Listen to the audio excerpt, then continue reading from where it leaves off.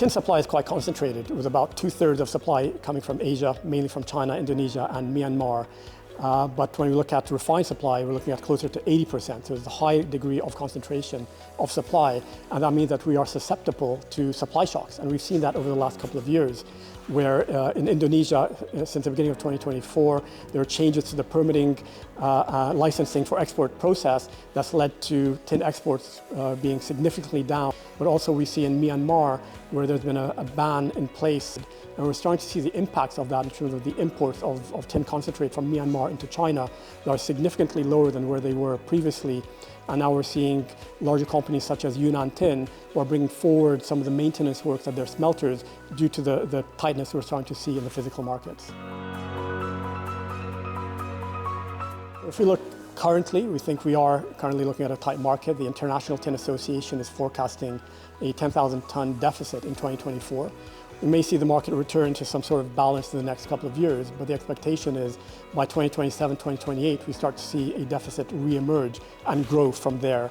The expectation is that we'll see growth of about 30% in demand in the next decade, but there aren't enough projects that are slated to come online to meet that demand. So we need to see the price justify investment into new projects. Tin has been designated a critical mineral in the UK, in Canada, in the US, but there's no primary mine production of tin in any of these countries or in Europe as a whole. So having security of supply is very important. We look at the supply shocks that are happening, particularly in Asia, that's being felt. You look at Europe as a whole, it consumes close to 45,000 tons of tin, of which less than 15,000 is met from domestic supply, and that's all secondary from recycling in Europe. Within the UK, about 5,000 tons of use, none of which is produced locally. So South Crofty can kind of fill that gap and supply some of the UK requirements and within Europe as well. So the base case that we used that came from third-party consultants with $31,000 per ton tin price over a longer term. We believe that given the dynamics in the market, especially as we look later this decade, when the mine is expected to come into production, we could see stronger pricing that could support prices well north of the current levels and north of the 31,000 used in the PEA. So we think there's quite a bit of upside from a pricing perspective.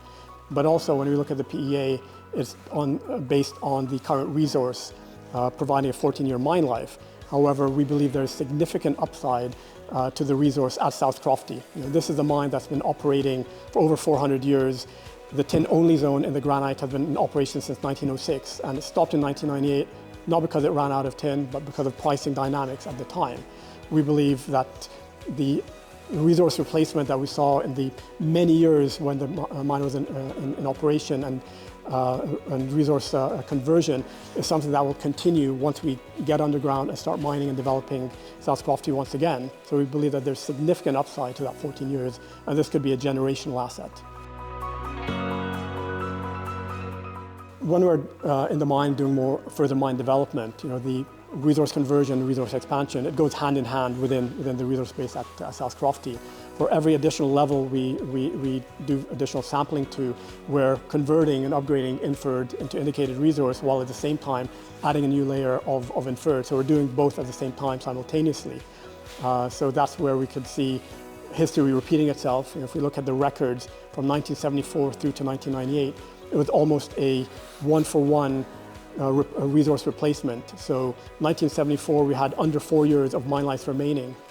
And then in 1997, we had about 5 years of mine life remaining. So that demonstrates that historically, we've been able to convert and to add to the resource at South Crofty quite consistently. And that's something we expect to continue going forward, which is the upside to the 14 years that the PEA is based on.